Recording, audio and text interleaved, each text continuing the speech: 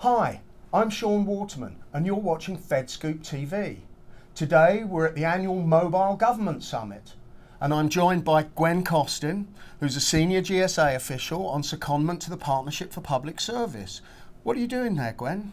Well, hi, Sean. Nice to see you this morning. I am working on a transition project helping it's an interesting program that folks from the federal government can actually participate in a private sector partnership where we are, it's a nonprofit, and I'm working on helping to develop a learning system for future presidential transitions. So the issue with the transition is that you get a new administration, all the senior posts have to be confirmed by the Senate, which can take months, and in the meantime the departments have to keep kind of ticking over. So what are the key pain points that you've been looking at in terms of the transition? Well, the transition has been going on in this country since the beginning, and one of the stories I really like to talk about is when people talk about the transition, I like to talk about the first transition. The first transition was where there was a change of party was when John Adams was beat by Thomas Jefferson. And John Adams infamously just left the White House, did not say goodbye to Thomas Jefferson, and the country moved on. Now, at that time, it wasn't as big a deal if England was mad at us, for example, because it actually took months for the boats to come across the ocean. But in today's time, we really have to be much more active and much more forward-leaning in terms of our preparations for transition. And the idea of, positions being empty is important.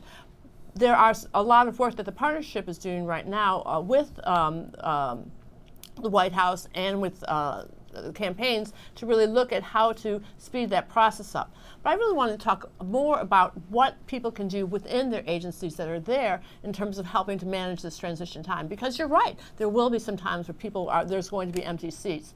And I think the real important thing is to be working right now to understand what your mission space is and what needs to be done moving forward. So the role of career officials is really key here. In a way, I have to admit, I am a career official, so I do have a little bit of a bias, but I do want to say that the relationship between the career officials and the political appointees are really critical. And they're critical for a lot of reasons. There's a reason why we have people that come into this government that come for a short period of time. They really move the government forward, they help us to innovate, and they implement the policies of the new administration. Career staff, on the other hand, are here because we actually keep government running over time, but we're also here to serve that next administration because we're all here to serve the American people. And so it's really making sure that the career people are actually open to continuing what they're doing to serve the people. And I think that if you focus on that space about service, you really are going to be able to overcome any challenges. Are there any specific IT issues with regard to the transition? I think there's a lot of discussion right now about the specific IT issues. One of the things that we know is that IT is changing very quickly, and there's been a lot of effort spent over the past administration, the past 8 years, and before that in the Bush administration, and before that in the Clinton administration. So it's not like IT just appeared this year or during this administration. But there has been a lot of work that's been done in terms of moving projects forward, and these projects are multi-year projects. And so when you're looking at some of the amazing work that's being done at the VA, at USCIS, at the White House, at HHS, USDA, I mean, all the agencies are doing a lot of work in terms of moving their ball forward. There really is going to be, there's a lot of question about whether or not that's going to be continued, funded over time.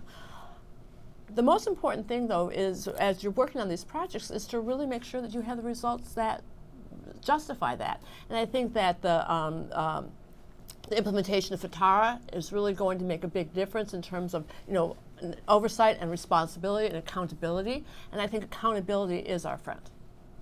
Gwynne, thank you ever so much. Thank you. You can find out more about us on fedscoop.com or on our YouTube channel.